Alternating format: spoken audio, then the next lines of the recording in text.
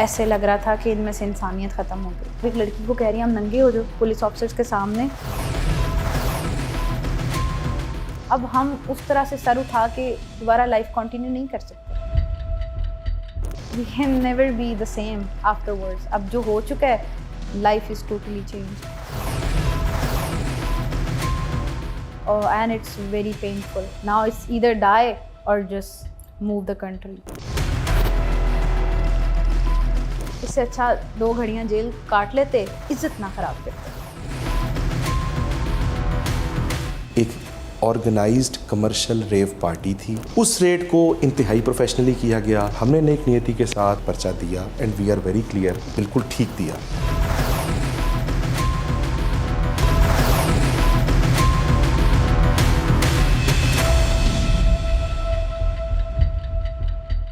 Social media पर एक video जिसका टाइटल तितलियां है बहुत तेज़ी से वायरल हो रही है, जिसमें देखा जा सकता है कि 2 दर्जन से ज़्यादा ख़वातीन एक थाने में मौजूद हैं और पुलिस एहलकार इनकी ज़बरदस्ती वीडियो बना रहे हैं। इन ख़वातीन को पंजाब पुलिस ने ज़िला कसूर में वाक़े एक फार्म हाउस में मुबैना तौर पर डांस पार्टी में गैर कानूनी व गैर अखलाकी हरकत और खुलेआम मनशियात के इस्तेमाल के इल्ज़ाम में गिरफ़्तार किया था। इन ख़वातीन को 35 मर्दों के साथ, जो कि इनके साथ इसी फार्म हाउस में मौजूद थे, जज के सामने पेश किया गया। लेकिन कुछ देर समाअत के बाद ही अदालत ने इस मुकदमे को ही डिस्चार्ज कर दिया। यहाँ ये सवाल पैदा होता है कि पुलिस ने इन ख़वातीन की वीडियो बनाकर सोशल मीडिया पर शेयर क्यों की, और अगर पुलिस के पास इतने ही नाकाबिल तर्दीद शवाहिद मौजूद थे तो अदालत ने कुछ देर समाअत के बाद ही इस मुकदमे को ख़त्म क्यों किया। आइए पहले इस फार्म हाउस चलते हैं जहां पर मुबैना तौर पर 4 अप्रैल को एक डांस पार्टी का एहतमाम किया गया था।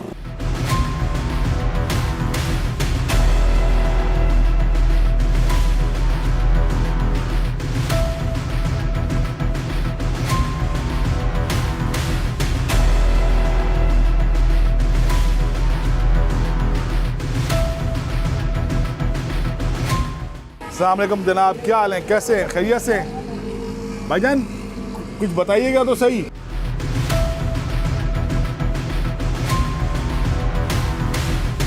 कोई है कोई यहाँ पर किससे बात हो सके, किसी का नंबर मिल सके?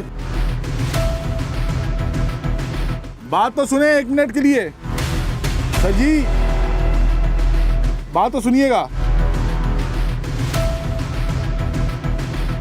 फोन पे बात ही करवा दें।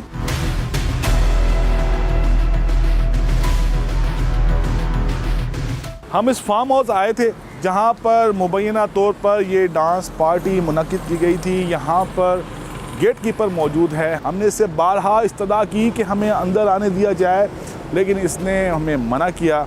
हमने से ये भी दरख्वास्त की कि किसी ज़िम्मेदार बंदे का नंबर ही दे दें ताकि हम ये जान सकें कि इस फार्म हाउस पर 4 अप्रैल की रात को क्या हुआ है, लेकिन इन्होंने हमें किसी शख्स का नंबर भी नहीं दिया। आइए किसी ऐसे मर्द या ख़ातून को तलाश करते हैं जो इस डांस पार्टी में मौजूद हो और इससे जानने की कोशिश करते हैं कि उस रात को हुआ क्या था।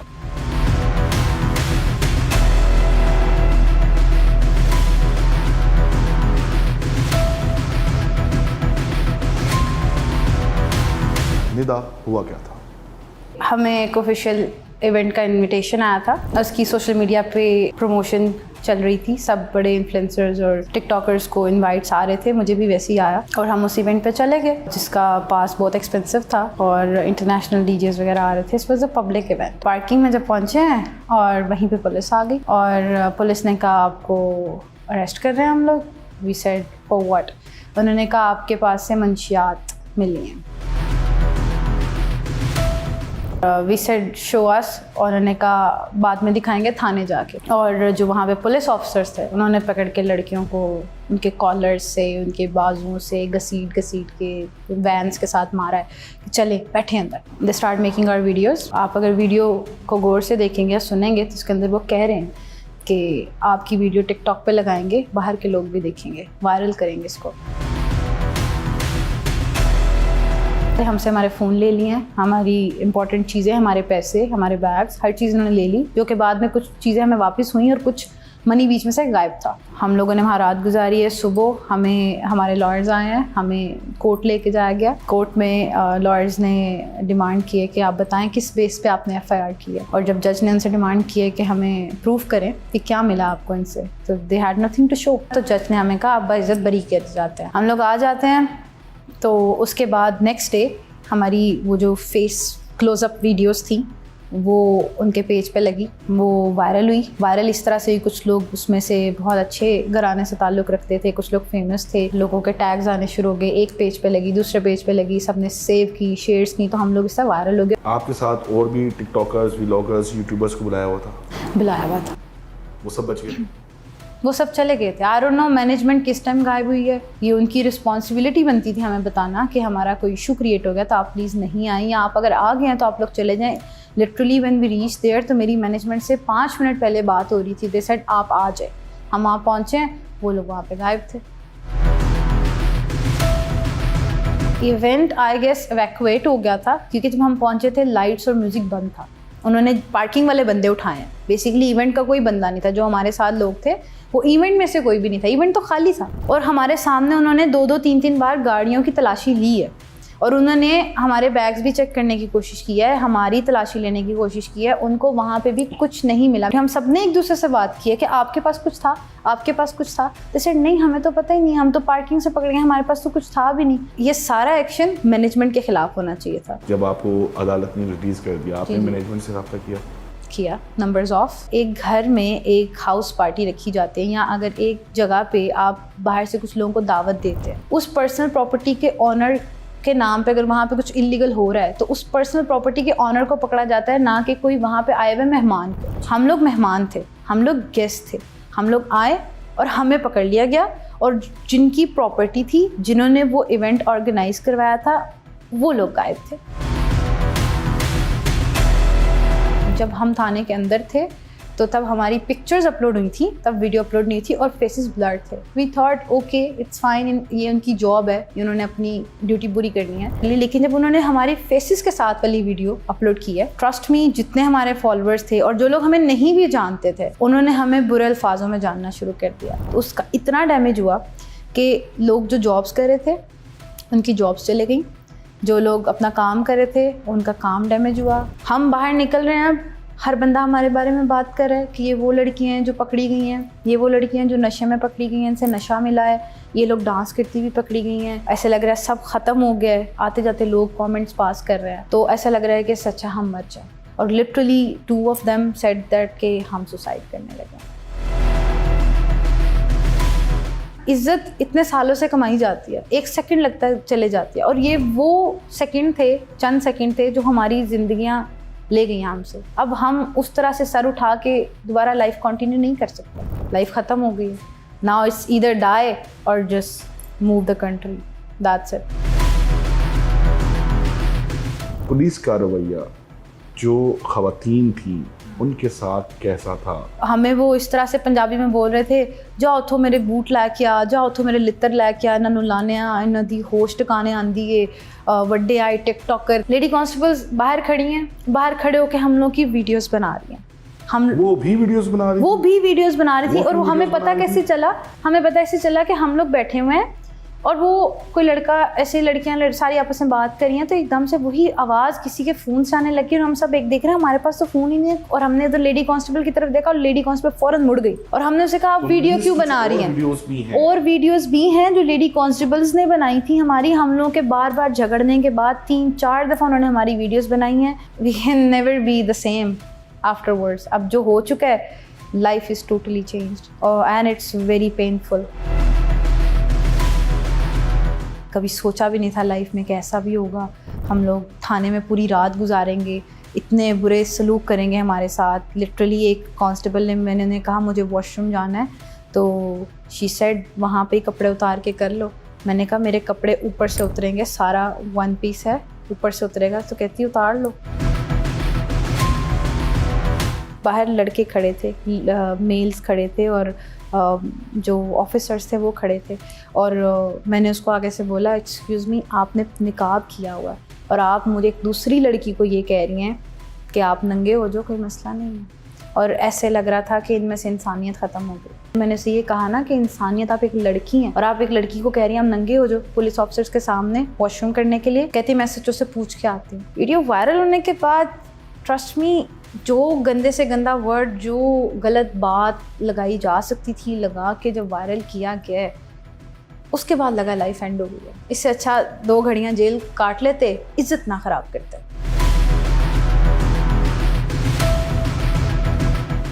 डीपीओ कसूर ईसा खान के पास चलते हैं और ये जानते हैं कि पुलिस को इस डांस पार्टी की इत्तला किसने दी और पुलिस अदालत से जुडिशियल रिमांड हासिल करने में नाकाम क्यों रही, और इसके साथ वो पुलिस एहलकार जिन्होंने इन खवातीन और मर्दों की वीडियोस बनाकर सोशल मीडिया पर शेयर की, इनके खिलाफ क्या कार्रवाई अमल में लाई गई है।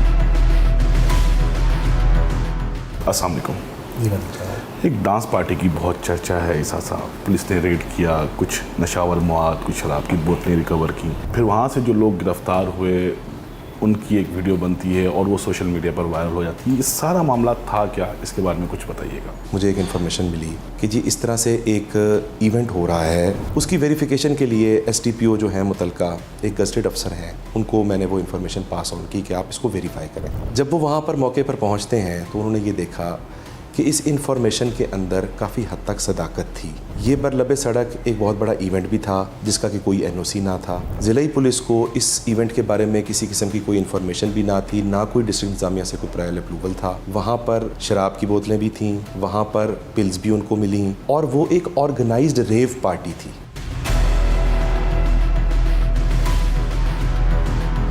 वी आर लीगली बाउंड कि जो भी बंदा मंशियात, नारकोटिक्स, पिल्स, शराब वगैरह उनको ला रहा है, वी शुड आस्क देम भाई तुम कहाँ से लेके आए हो, इनकी पोजीशन एक कॉग्निजेबल ऑफेंस है।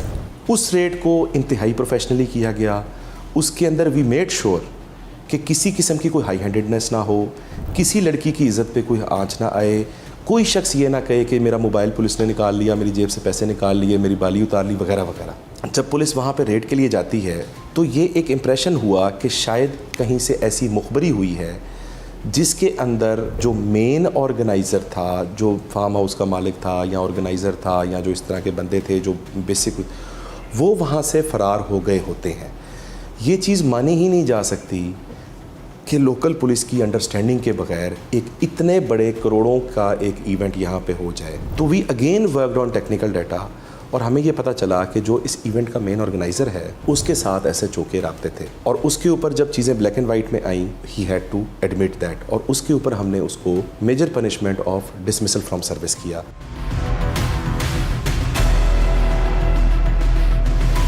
दूसरा जो एक इंतहाई अफसोसनाक वाक़या हुआ कि उसमें जो ख़वातीन, जो बच्चियाँ, वो हमारी बेटियाँ हैं, बहनें हैं। नफ़रत जो है वो जुर्म से होती है, इंसान से नहीं होती, मुजरिम से नहीं होती। हर आदमी की एक प्राइवेसी है, उसकी एक इज़्ज़त नफ्स है, अल्लाह ताला सबके पर्दे रखे। लेकिन ये जो इवेंट हुआ कि जिसमें उनकी तस्वीर बनाई गई, वीडियो बनाई गई, उस वीडियो के पीछे जिस तरह की बात वो रिकॉर्डिंग में आ रही थी, इस चीज़ को हम जस्टिफाई नहीं कर सकते। ये डिसिप्लिन फोर्स का काम नहीं है। उस टाइम हमारा सबसे बड़ा चैलेंज ये था कि हम इस चीज़ को आइडेंटिफाई तो हमने कर लिया कि ये किसके मोबाइल से बनी है, क्योंकि उसकी आवाज़ पीछे आ रही थी। वो इस केस का आईओ था, उसको हमने बुलाया, उसका मोबाइल देखा तो उसके अंदर मीडिया से या किसी थर्ड पर्सन से शेयर करने के कोई शवाहिद नहीं थे। और फाइनली हम जो इसका असिस्टेंट था, जो केस फाइल राइटर था, नदीम नाम का जो कांस्टेबल था, उसके मोबाइल से ये वीडियो सबसे पहले जाती है एक लोकल ग्रुप में और वहाँ से फिर ये वायरल होती है। उन दोनों के ऊपर आईओ प्लस उस नदीम के ऊपर इन बच्चियों की आइडेंटिटी रिवील करना, इनकी ह्यूमिलिएशन कॉज करना, माशरे के अंदर एक एम्बेरसमेंट, एक डिसिप्लिन पुलिस की खिलाफ वर्जी, उसके ऊपर हमने पीका की दफात और 155C जो कि हमारी गैर डिसिप्लिन की, उसके ऊपर हमने FIR दी। एंड वी मेड श्योर कि वो दोनों बंदे उसी तरह लॉकअप के अंदर हों और उनकी तस्वीर ली जाए कि उन्होंने ये जो एक्ट किया है ये किसी सूरत भी काबिल कबूल नहीं है। FIR भी दर्ज की गई। FIR नंबर 647/25 है।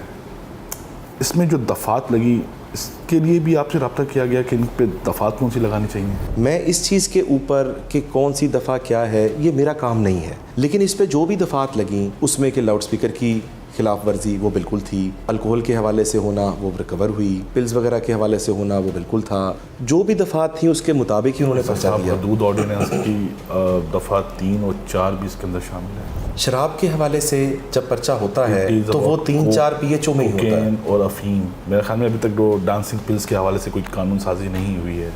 हाँ ठीक बात है। एक बड़ा प्रोफेशनल रेट था आपके मुताबिक, कोर्ट में पहली हेयरिंग में ही जी इसको डिस्चार्ज कर दिया पूरे केस को। बिल्कुल। जो जब्त शुदा जो चीज़ें थी, जो बताया गया, जो FIR में भी लिखा गया कि शराब की बोतलें कुछ खाली मिली, कुछ भरी हुई मिली, डांसिंग पिल्स मिली, ये पुलिस पेश क्यों नहीं कर पाई? जब भी आप FIR देते हैं और मुल्ज़िमान को जब आप मजिस्ट्रेट साहब को पेश करते हैं तो आप सारे एविडेंस उठा कर नहीं ले जा रहे होते।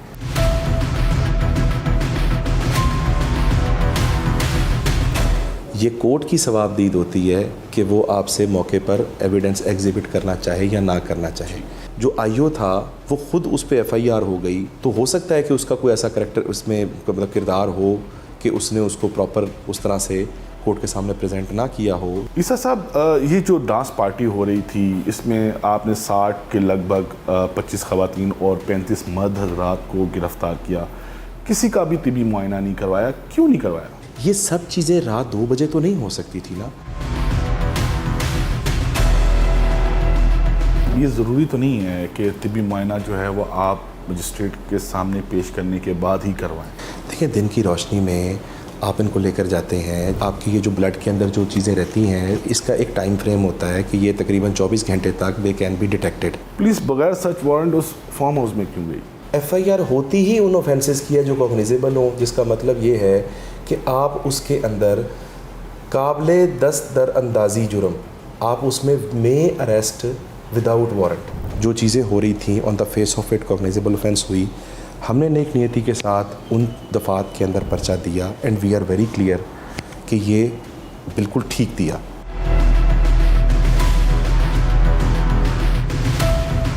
यकीनन मुझ समेत आप भी ये जानना चाहते होंगे कि आखिर अदालत में ऐसा क्या हुआ कि जज साहब ने कुछ देर समाअत के बाद ही इस केस को खारिज कर दिया।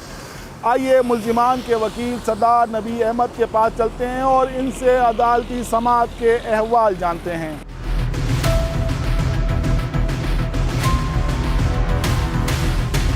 सरदार साहब, ये कैसा केस था जो पहली ही पेशी में अदालत ने इसको डिस्चार्ज कर दिया? इसमें FIR के अंदर जो है ना बहुत सारे खुलास थे।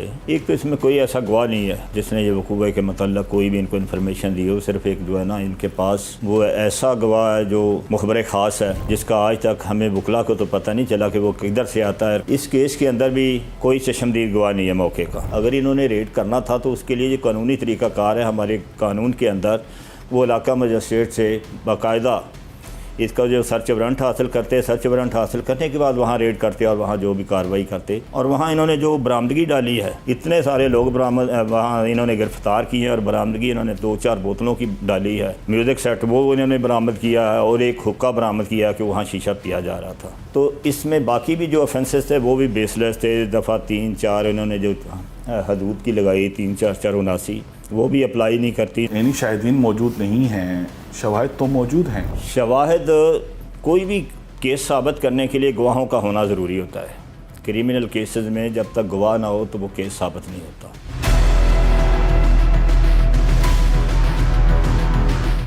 DPO कसूर ईसा खान ने इस मुबैना डांस पार्टी में शरीक ख़वातीन और मर्द हज़रात की वीडियो बनाकर सोशल मीडिया पर शेयर करने की शदीद अल्फाज में मज़म्मत की है और इस बात की भी यकीन दहानी कराई है कि इन एहलकारों के ख़िलाफ़ सख्त कानूनी कार्रवाई अमल में लाई जा रही है।